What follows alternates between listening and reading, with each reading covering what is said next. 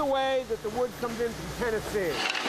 It's the wood that will be carved into some 80 to 90,000 drumsticks a day. Still, this company rarely touts how many it makes. Instead, how well they're made. And inside this factory, there is little room for error. Plus or minus 5/1000ths of an inch are our tolerances for dimensions.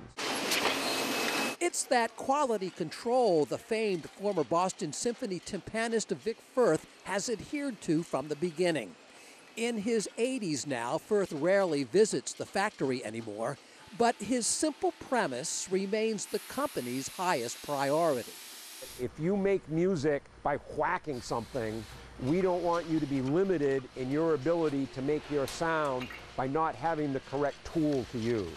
From that raw piece of wood to the finished product, it'll take nearly a dozen steps to ultimately realize which two drumsticks will be packaged as the perfect pair.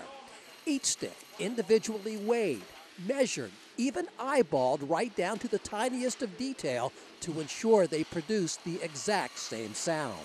But we look for cross grain and knot and mildew and just the overall quality of the stick. Make sure it's up to expectations. The higher pitch, the lower pitch. 5 decades later, the beat goes on for Vic Firth drumsticks. Today, this factory in Newport, despite a still sluggish economy, runs at full capacity, employing more than 150 workers. You may not go buy a new drum kit in tough economic times, but you have to have sticks.